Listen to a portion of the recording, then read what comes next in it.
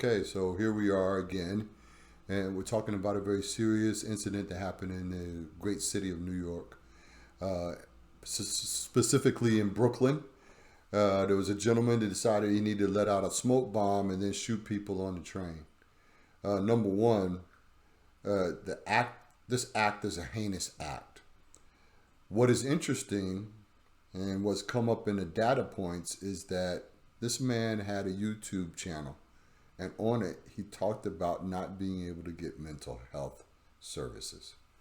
And this is a history that goes back to a celebrated president, probably, in my opinion, one of the worst presidents that we've ever had in terms of doing things for regular common people. This guy was corporate all the way, and that would be Ronald Reagan. And Ronald Reagan, apparently, they put together a deal that basically shut down our mental health system across the United States. They didn't fund it. So this is a thing that is a very interesting thing about the American political system. We have hundreds of millions of dollars, not if not trillions of dollars to spend on killing people overseas.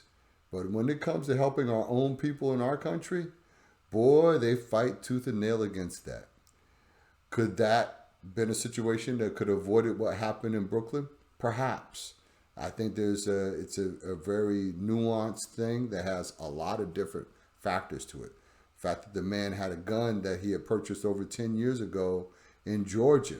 And this gets back to the whole guns making it to northern cities through the means of purchasing in southern cities that don't have strict rules about who can purchase weapons.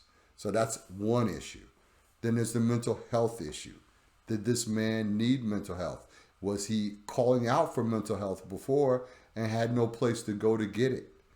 Was there nothing in place to help the many different people that have acted out in this manner?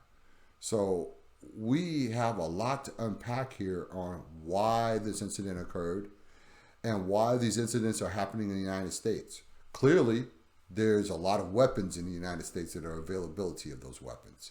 And when you compare that to a place like Canada and other cities in the world, other G7 nations, you don't see this taking place.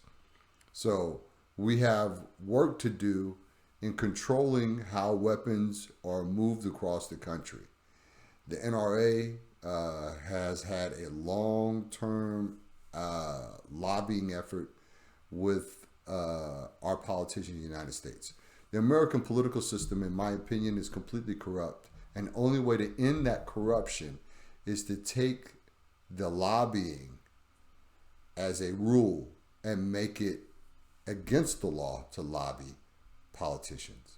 Then after that, if we can get rid of the Citizens United, that means if Jeff Bezos votes in the United States and Joe, the mechanic down the street, votes in the United States, they both have the same vote. And then we'll count the votes.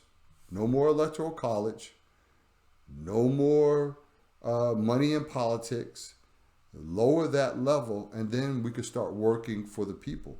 And then these issues, whether it's the issues about proliferation of guns, whether it's Medicare for all, whether it's foreign wars and regime change, whether it's mental health issues, we'll be able to deal with each and every one of those things in a very distinct way because our politicians are now working for the people.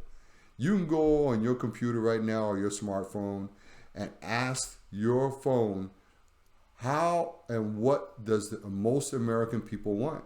And these are the categories that fall into place. They want to end crime. They don't want to see the proliferation of guns and people getting shot at every turn. They want Medicare for all. They want to get rid of student debt. They don't want to have foreign wars. They don't want to have a pollution in their air and in their water and in their food supply.